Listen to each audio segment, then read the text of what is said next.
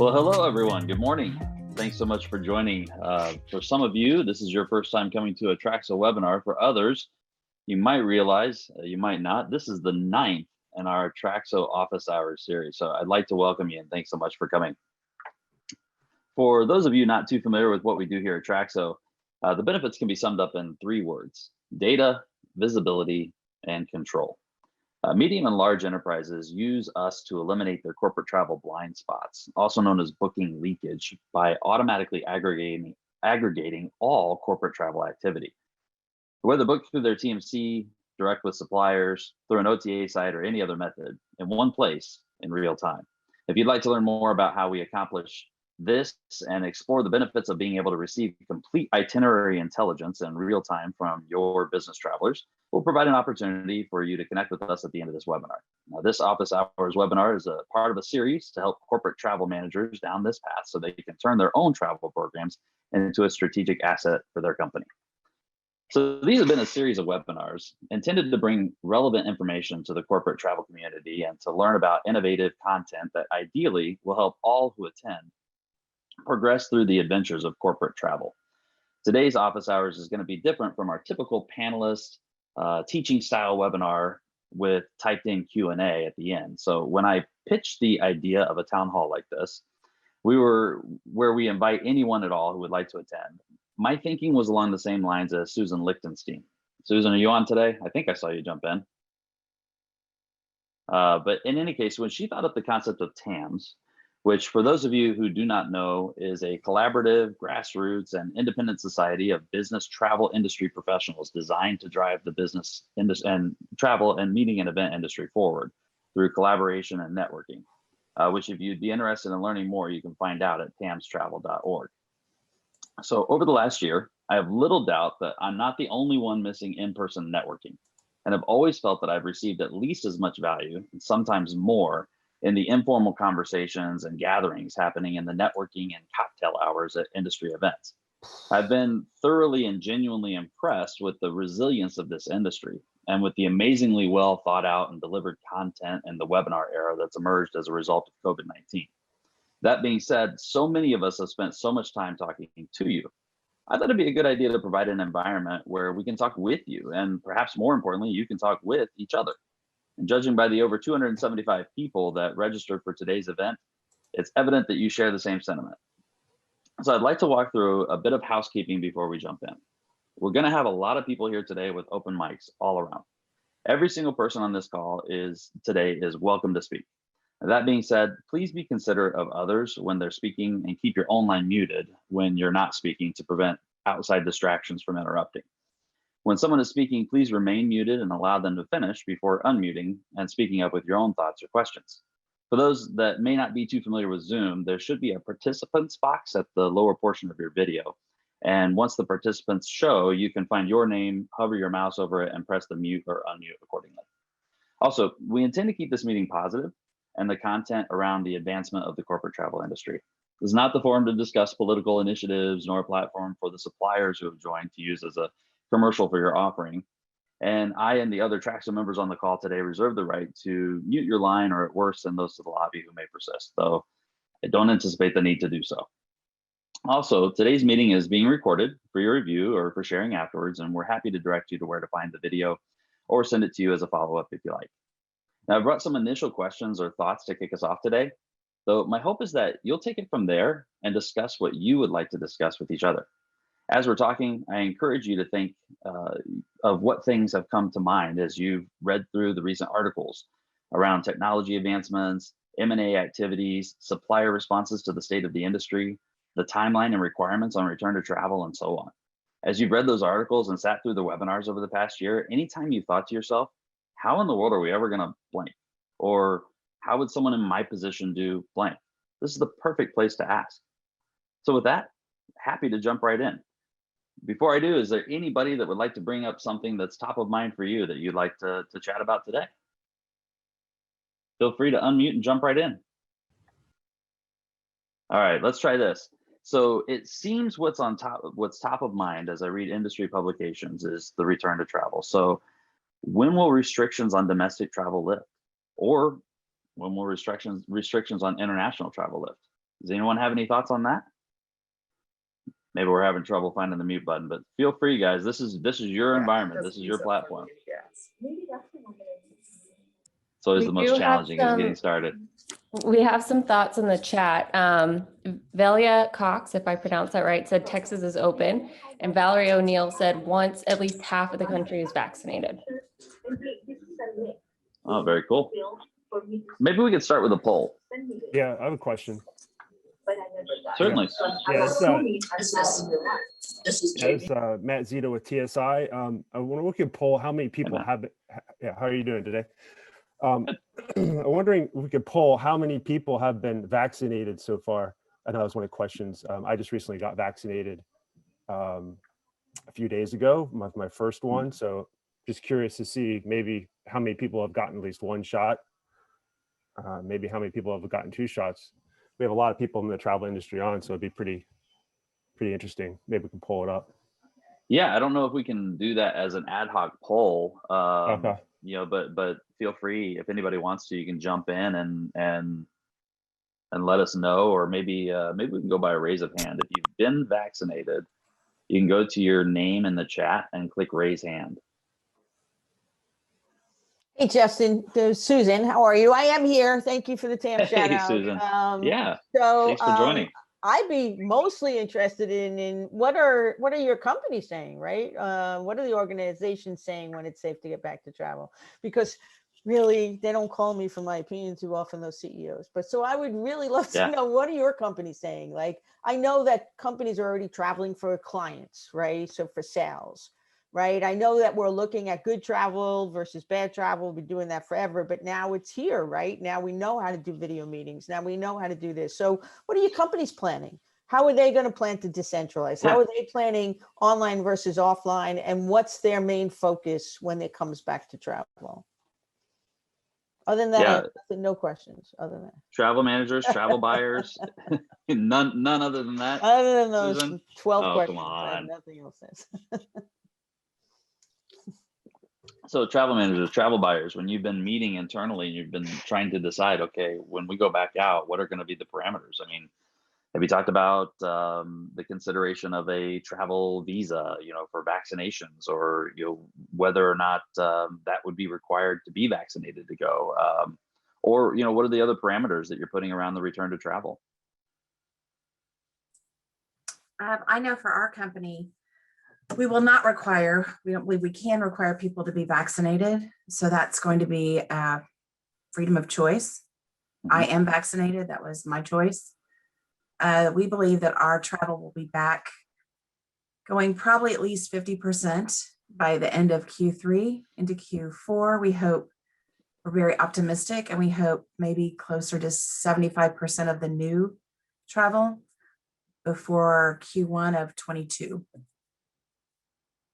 Got it. Thank you for sharing. Anybody else have thoughts for their organization? I mean, even the suppliers, as you're talking about getting back out there and you know, talking to prospective clients or even clients, account management. You know, when are you thinking you're going to get back out there, and what are going to be your company's requirements?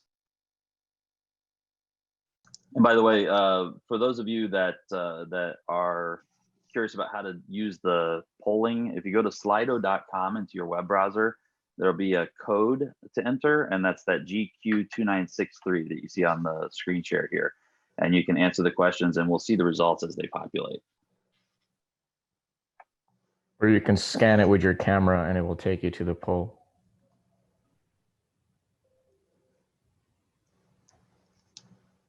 Do we have another thought? Well, this is Art Chinolfi with the U.S. Sedan. I'm based out here at Dulles Airport as our corporate headquarters, and I will say that private aviation has really taken off. I got 1,700 flights that came into Dulles, private flights. Miami's going wild. I mean, everybody knows Florida's a little bit crazy with spring break, but the 5-star hotels are really full. They're keeping us busy. They're at 80% occupancy. So I do see the C-level and the high net worth individuals traveling. So we're really busy with that. That said, here in the Washington, D.C. area, the Mandarin Oriental is one of our clients. They're opening, well, they're open, but it's really slow right now. There are most people coming back April 1st. So, I mean, they're right next to the cherry blossoms, and this should be a busy time for them, and it's not. So DC's a little slow. Miami's going wild. I do hear that I do some RFPs coming in, but I would say that September is what I'm hearing. Everybody says we're coming back in September. How many people are coming back in the office? That's yet to be seen. Yeah, it seems like it's almost, I feel like I'm watching the horses right now. It's we've got on the poll here, it looks like it's dead even, the thoughts from you guys between, well, Q3 is in the lead. It's kind of right along the same lines of what you're saying there, Arch. Right. Q3, Q4, maybe first half of next year. Very interesting feedback, and I appreciate that, guys. So what about the vaccination requirements? What do you guys think about whether or not there will need to be a requirement for a visa? And I think that was Tracy that spoke up about, and yeah, maybe what you guys can do, because I can't see on I can see your face when you're talking, but I can't see your name. So if you wouldn't mind, just give your name when you speak up, appreciate that. I mean, what about the rest of you, your organizations? Do you feel like it's a good idea to require a passport or to not require a passport, or do you foresee that happening, or what do you guys think? Do you think that we'll see something like if the airlines or the hotels require you to be vaccinated to get into their properties, etc.? How is that going to go into what your company feels should be travelers' preference to get vaccinated? I think that's going to be decided first, probably. So I couldn't completely hear you. I think that was Norma. Okay. You were talking there. You're cutting out just a little bit, but I think you said something right. about hotels, starting with hotels and requiring vaccination. Well, airlines right now are requiring vaccination, are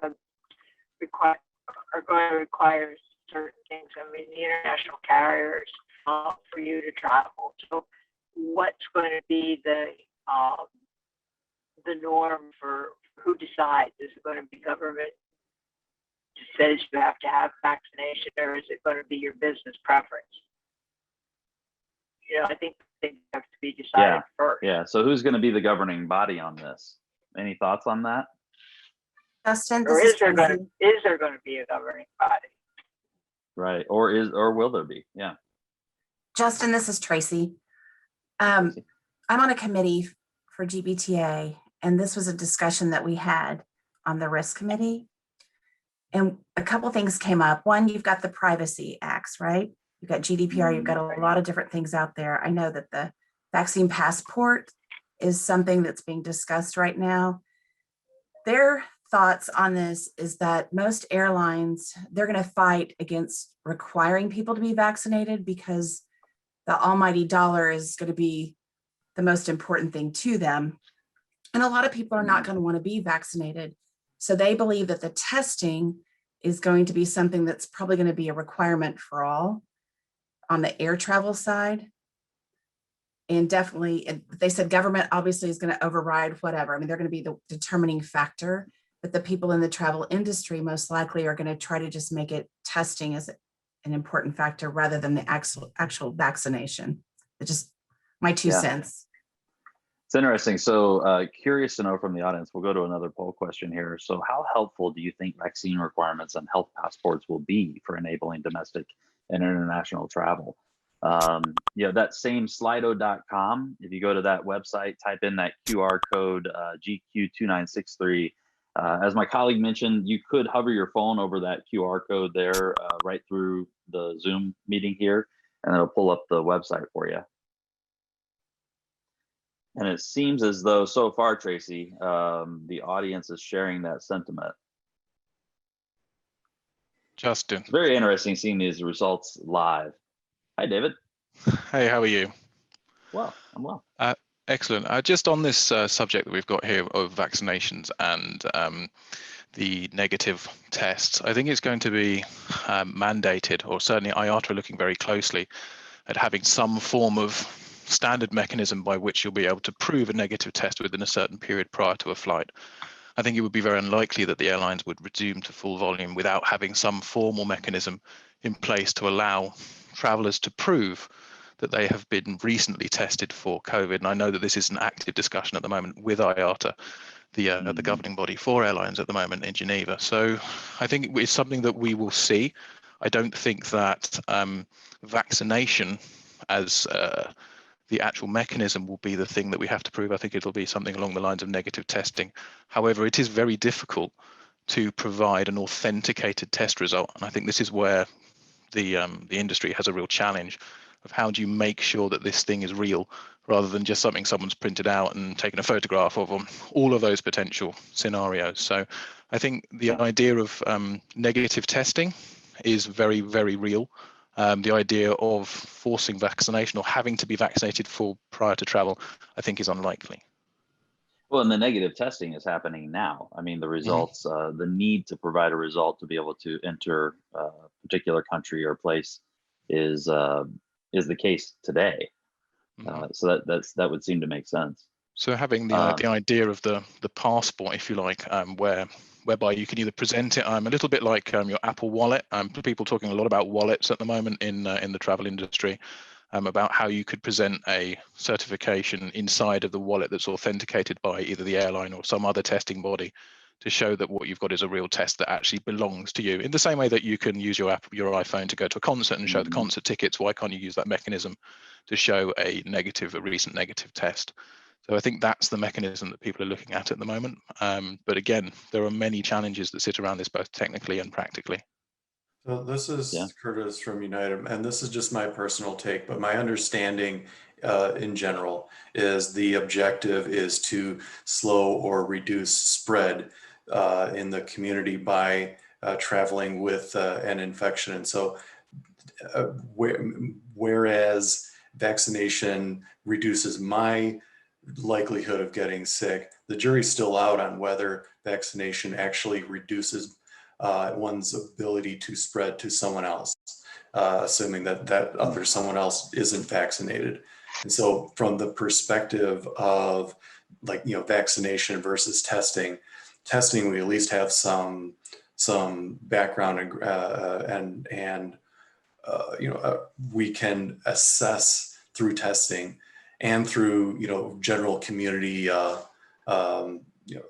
general presence of the virus in the community that you're coming from, the likelihood that you would spread that to someone else. And so I'm looking at it from a perspective of, if I'm going to be restricted from traveling, it's because I am somewhat more likely to spread that illness versus me being allowed or restricted from traveling based on my ability to catch the illness. That's a very good point, Curtis. And I'm looking in the chat here and I'm seeing responses about, what about those that cannot receive the vaccine? Are they going to be restricted from traveling? And those parameters, to your point of whether or not they're more than likely to spread, could be a higher priority over whether or not they've had a vaccine.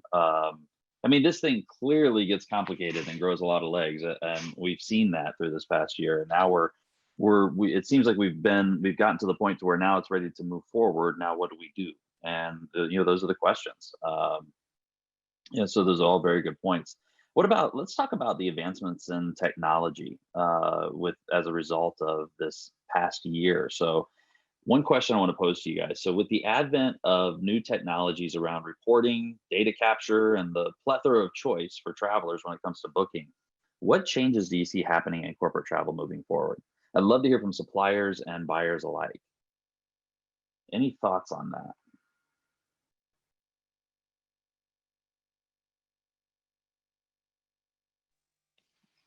Justin, I can add something here if you want.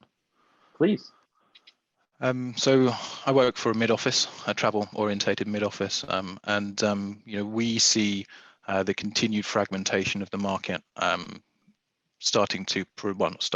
continuing to proliferate. And I think that this will give a challenge to the corporate buyer to try and retain hold of their travel policy, or certainly their entire program. The rise of NDC, which I think airlines that have invested into this technology will likely drive hard into it to try and fatten what is a very, very thin margin at the moment for airlines, as they are all struggling for survival. So it is likely that the places where you will buy will become more varied. The website, the travel manager, also the travel agent, will be unlikely to have all of the content at any one moment, which will give a challenge to corporate buyers to be able to say that they've got the best price in the market. And from our point of view as a content aggregator, we see those as multiple connections. But I'm super interested to know from the buyers in the room whether they see that as a challenge within their own programs, and how they're looking to address those changes in the access of content, when in theory your travelers can go to a airline's website and get just as good a price as you could get from your agent. I think that's a great question, one that's been asked many times. I'm curious to know, any of the travel managers, travel buyers on here, what are your thoughts on that? Feel free to type it in the chat if you like, but obviously we'd love to see you and hear from you as well. Hi, this is Claudia here. I'm in Mexico City. Hey, Claudia. What I have seen so far is that I have more and more offline transactions due to the different requirements that the travelers are going through. They are looking much more for a safe, let's say safe hotels. And of course, they want to get from a person restrictions in the different governments. So I think that for the moment, I see less advanced purchase and more offline transactions. Okay, no, I appreciate that feedback, Claudia, and thank you for coming today. Follow up to that. So what is your organization doing about that? Well, we're trying to consolidate suppliers to see if we can cover most of the needs from our travelers. However, that depends especially on the industry. I mean, in the engineering industry, it's hard to cope with that because my engineers go to remote sites, so it's hard to cope with all of them having protocols or if they have safety measures. Although we completely negotiate with global chains. However, in remote areas, it's pretty hard to cope with.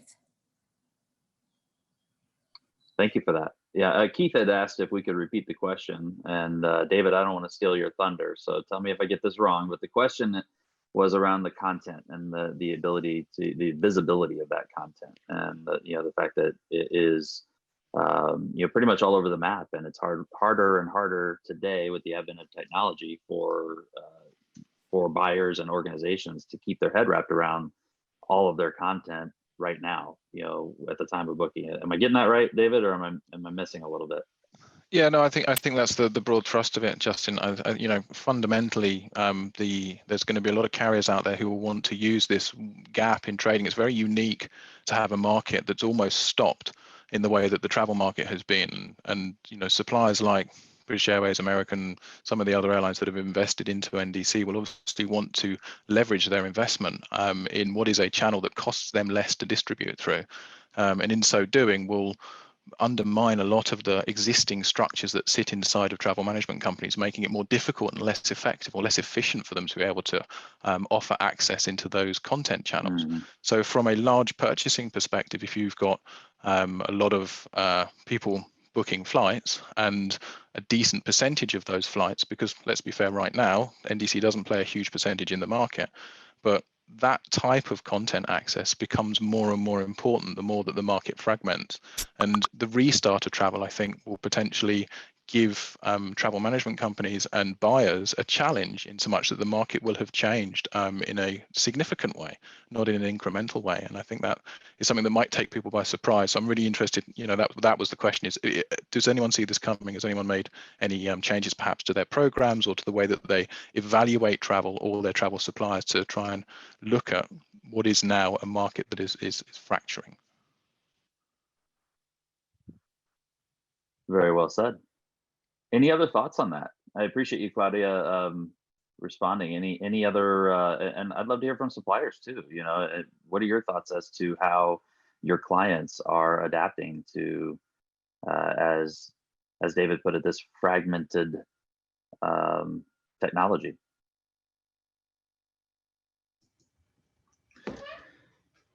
This is Keith here.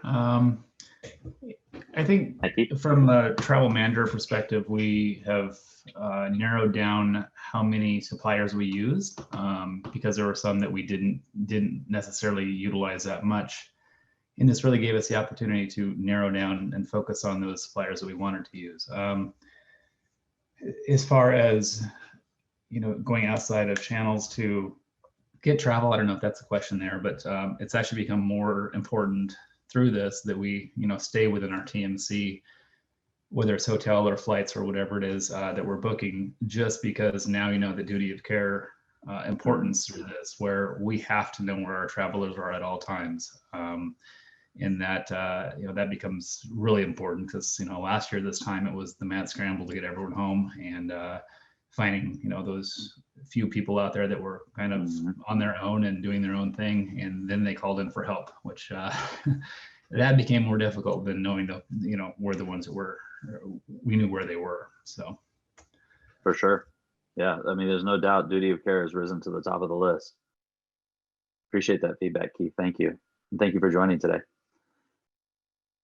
Any other thoughts? Hi, this is Raul Vasquez. I'm with Intel. I think, as it was mentioned, it is a challenge for procurement folks in corporations that have particularly a global program, a big program. I think that there's a lot of moving pieces. NDC, as mentioned, is now becoming more of an option. I think it was slowed down with this pandemic, but now it's back on the front for many airlines, and it becomes also a question of what's your TMC strategy related to NDC, right? What are they doing? What are their plans? What is their focus? Yes, the idea is to bring as much content as we can, and not only that, but reach out to the airlines and negotiate directly with the airlines. How is that content going to be available to our employees? What are we negotiating? Are we going to be starting negotiating bundles in these 90% of our segments, 90% of our volumes and spend? A lot of things are changing.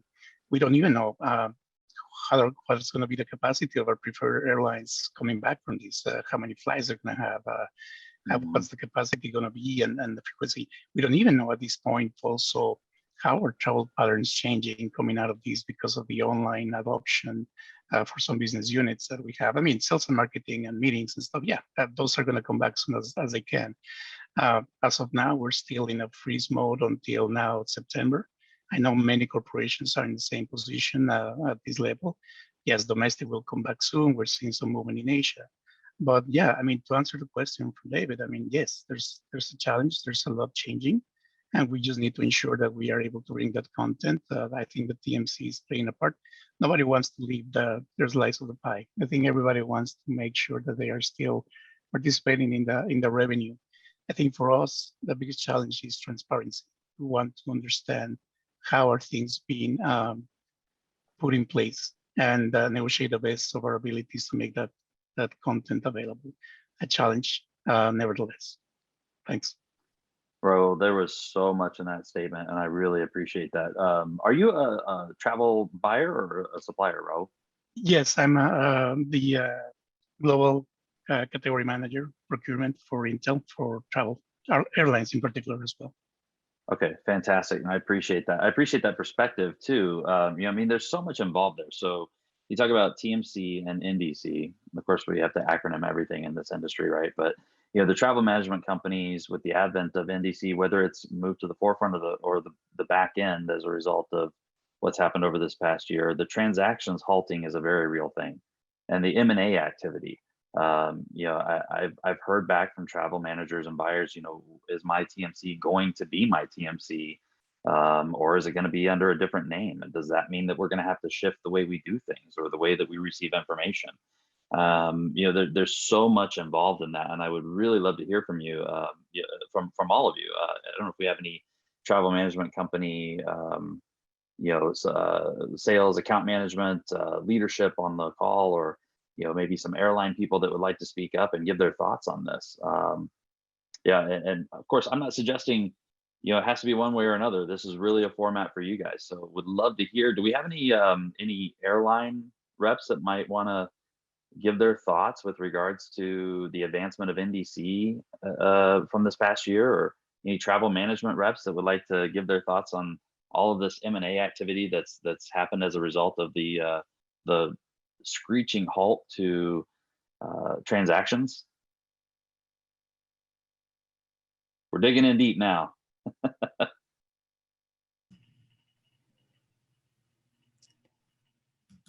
Hey, Justin, this is Greeley. I'm not an airline Hey, Greeley. nor a hotel, but let me, if I could jump in, because I'm watching the chat here. And I guess, you know, when I think back to my corporate travel buying days, and then I look to today, it's like there's always been this leakage that has always existed.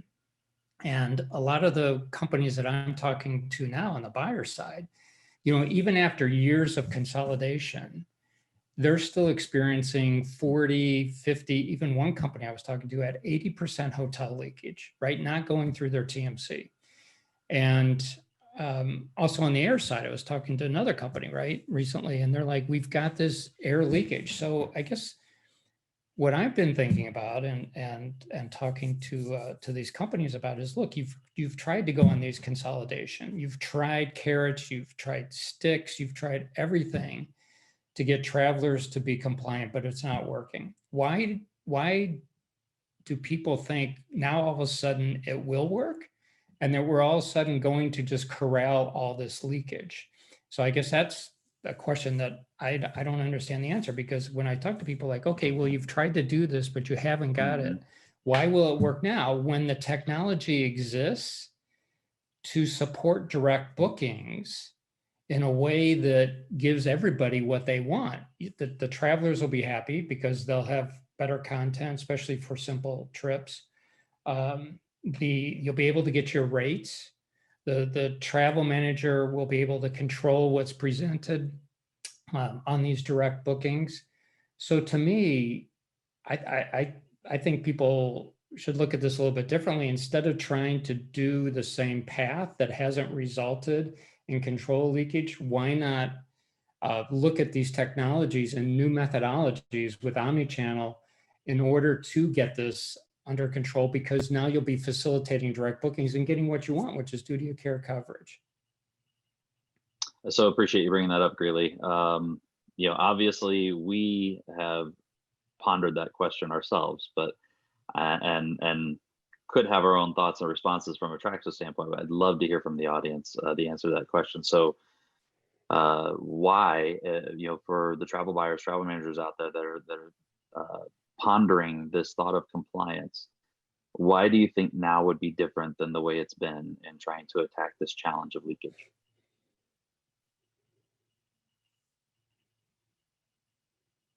I wonder if we're gonna hear crickets, or if anyone's gonna find that mute button and speak up here.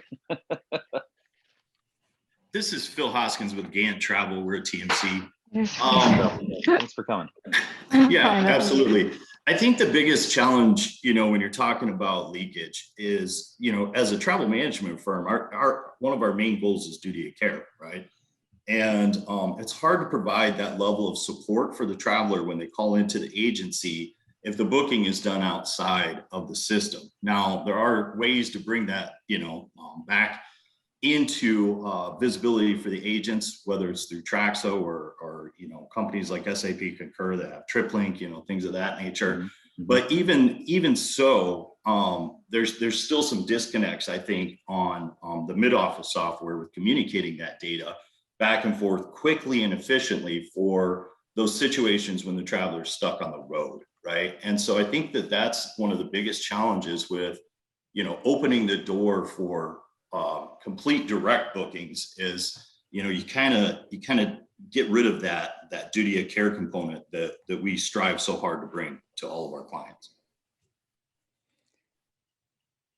And I think if this is really, I'll just jump in again, but I think that duty of care component has been solved with the direct bookings. And then, you know, I also, to the comment about when you need support, when something goes bad on the road. I mean, I've been a road warrior traveling internationally, and I got to be honest, because of my airline status or my hotel status, sometimes I think I can get better or quicker results by calling my special number, right, that I have with the particular supplier. So again, I think this is where, you know, there's ways to solve this in a way that benefits everybody. So I would bet if you polled a lot of the road warriors out there, they would say, I just go direct to a supplier when I have a problem, because I've got the status, I've got the special number, I've got the card, I know how to take care of myself.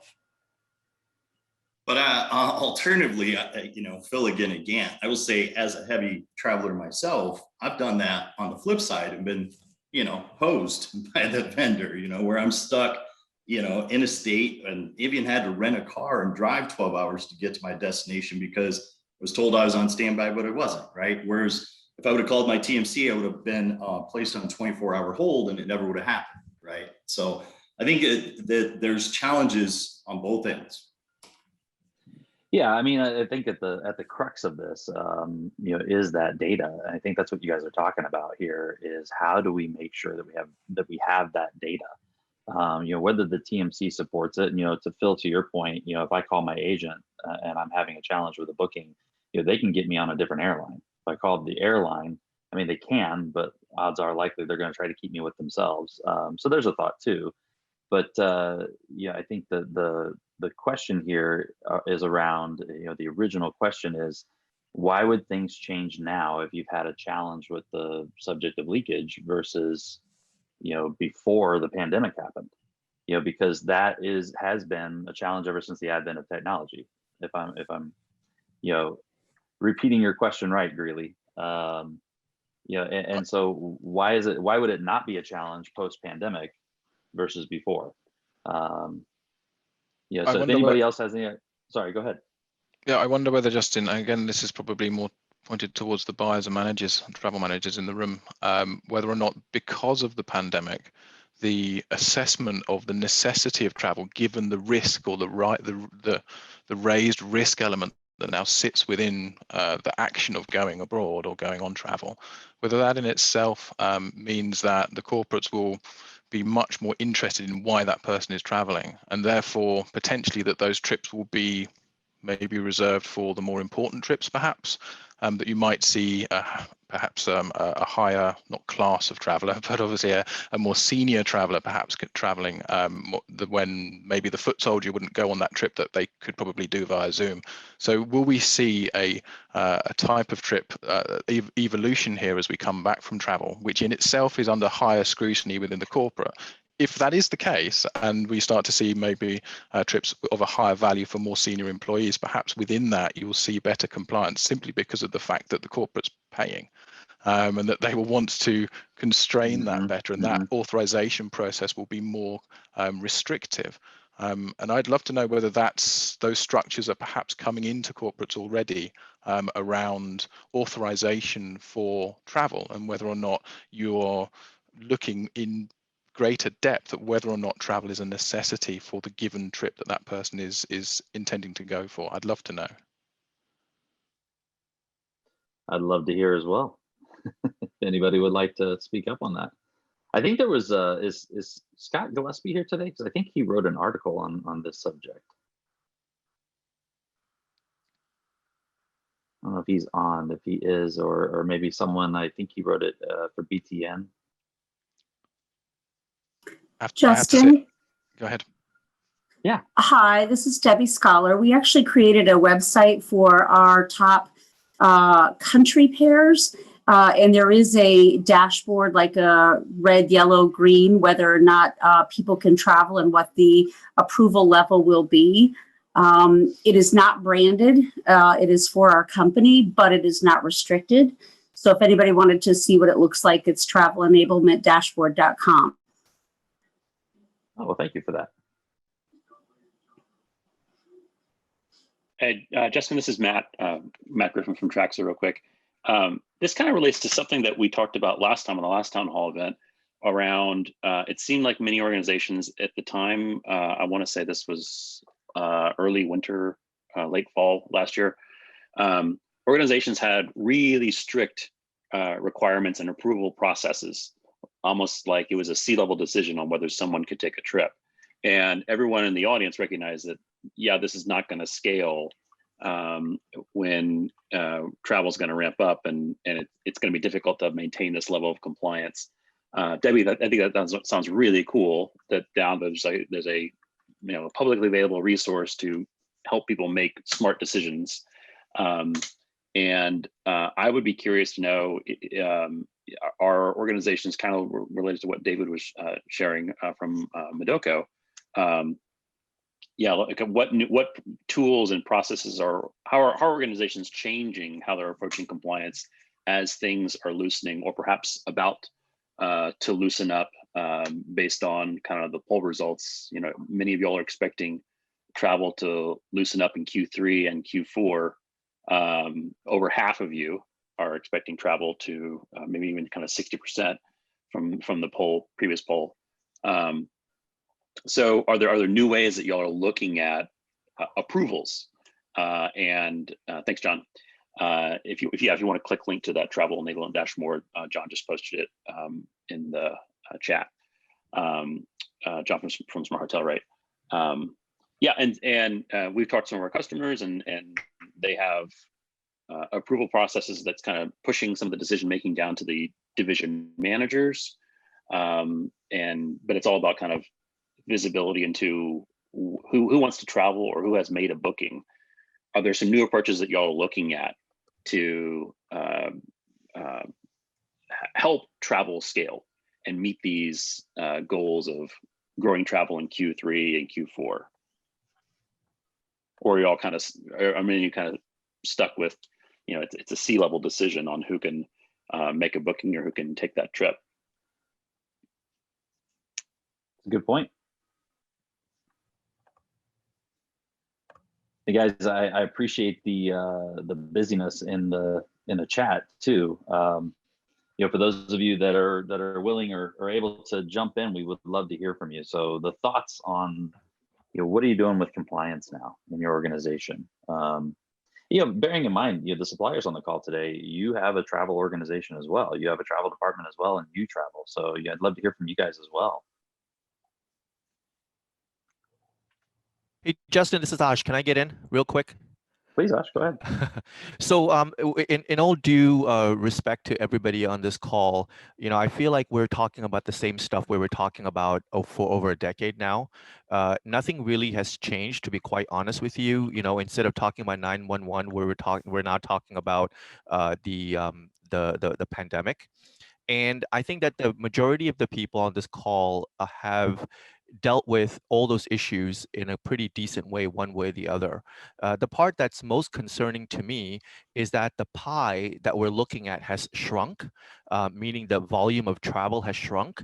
And one of the big factors that is in play right now that everybody should be really dialed in on is this idea of the passports that are being talked about and how they're going to be implemented.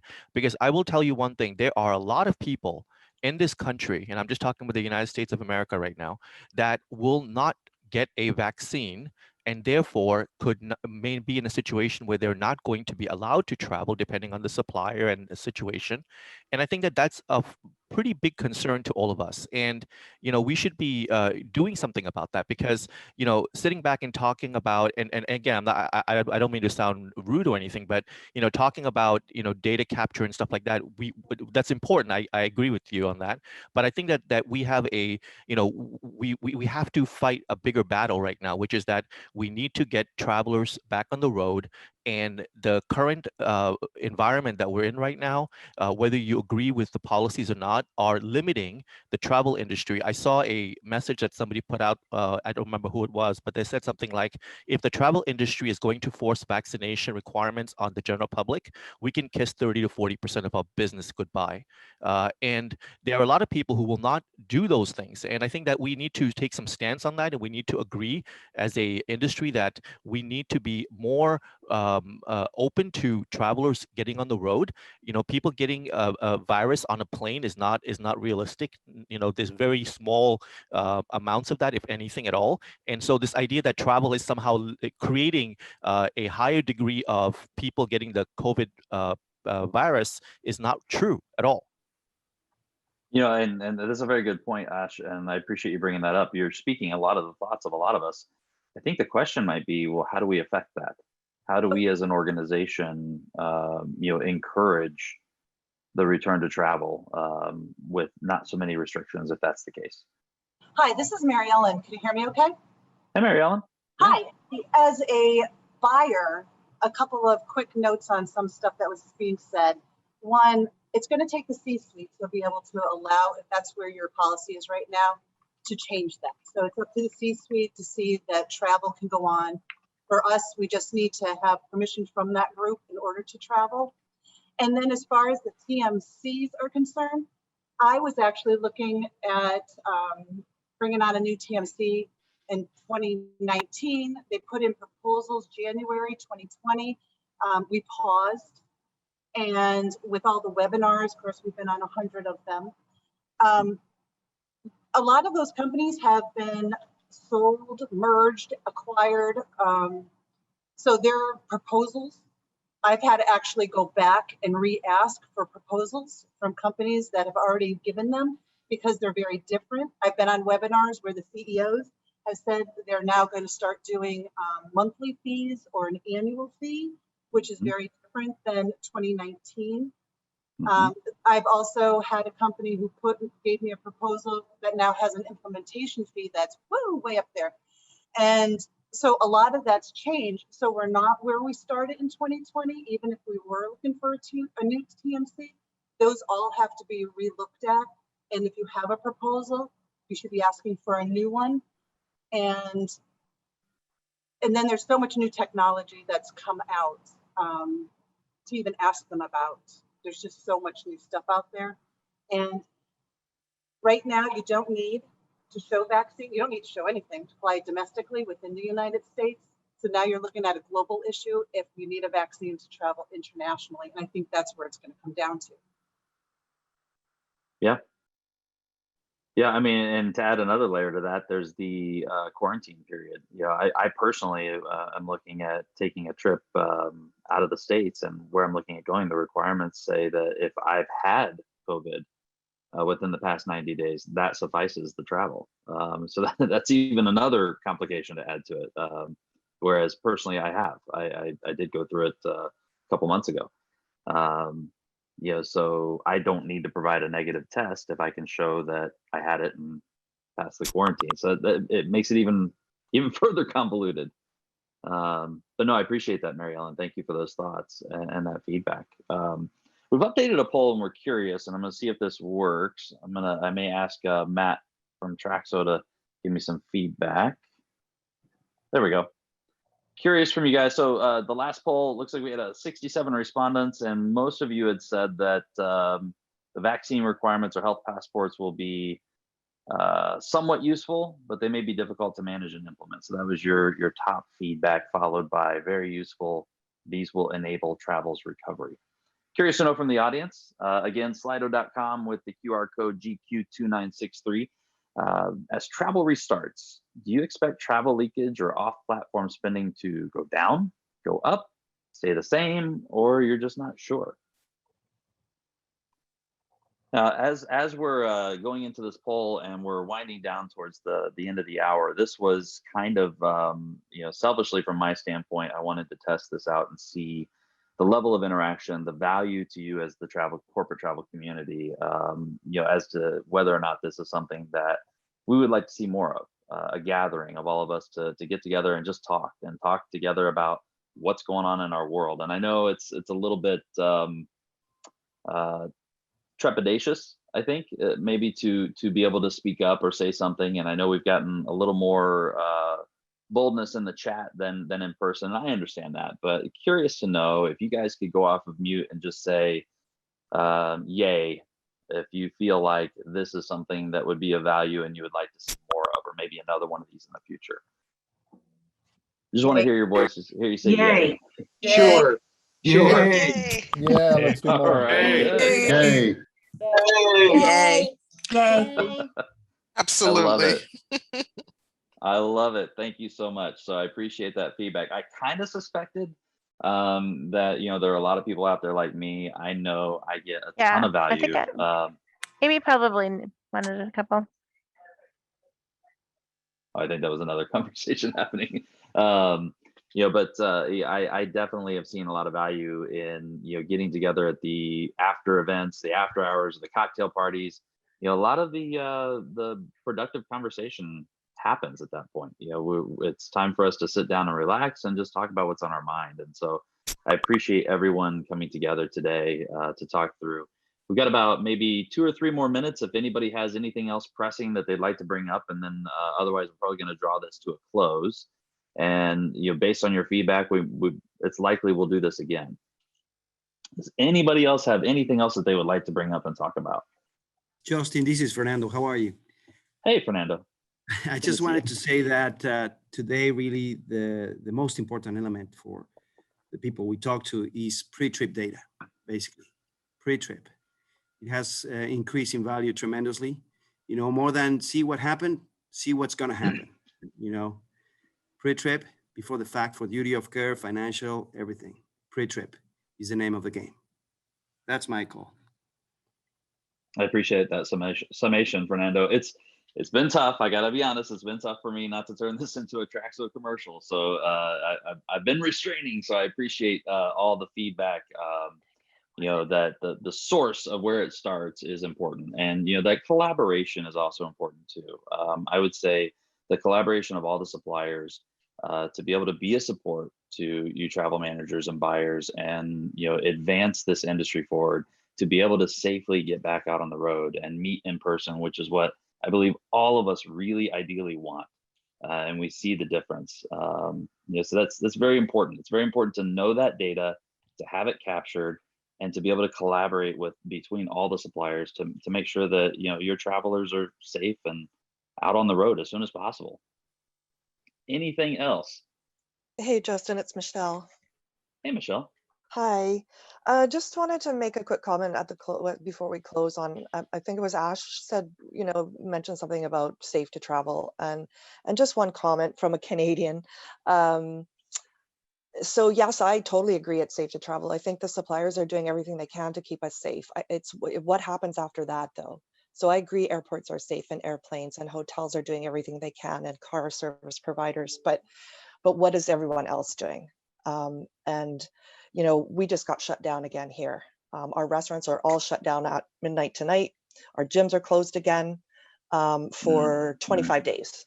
So, so you travel, and what if something like that happens where you end up, right? So I think that there's some fear there, or uncertainty, and that's great. I feel pretty good to get on an airplane and maybe go lay on a beach.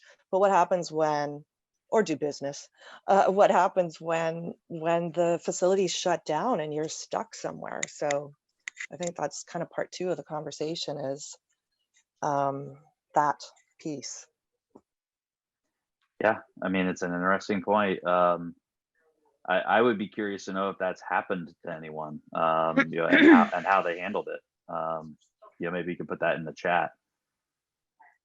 But just to wind up with this last poll, we had asked, as travel restarts, do you expect travel leakage off platform spending to go down, stay the same, unsure, or go up? And it looks like most of you feel as though the leakage is going to go down as travel restarts, and we appreciate that feedback. And thank you, Michelle, for that point. I appreciate that as well. So I would like to thank everyone so much for attending today. I feel like the last time we did a town hall, we kind of just got started right when we were ending. And I feel the same here. I feel like everyone's kind of getting more relaxed and ready to talk. I think maybe in the future we might push this to maybe an hour and a half to give you guys the format to be able to talk to each other. Again, my goal here today was just so that all of us could get together and talk about what's important to us and what's going on in the industry, and see if we can provide some thoughts, some thought-provoking questions, and answers, and help to each other. So I trust we sparked some great discussion. And if any of you would like to talk further, but you don't quite know the person you'd like to connect with, feel free to reach out to me or one of us here at the Traxo team, and we'll be happy to make a connection for you.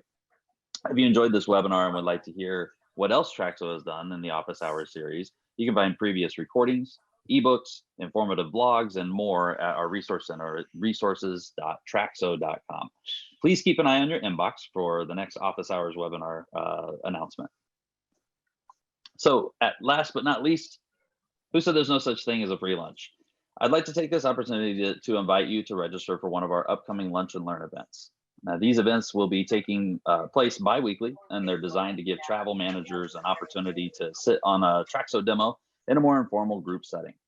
To make this time more of an experience for you, we'll be providing food delivery gift cards to all of those who register. So registration will be capped at 25 attendees per event. So please register as soon as possible if you're interested in finding out how Traxo can contribute to being able to capture this data pre-trip. So for more information and to register, visit us at the link provided here on the screen. Thank you so much, everyone, for attending. We hope you take advantage of seeing Traxo in action, enjoy lunch on us, and hope you enjoy the rest of your day. Thank you. Thank you, Justin. Thank you. Thank you, guys. Take care. Thank you. Thanks, Justin.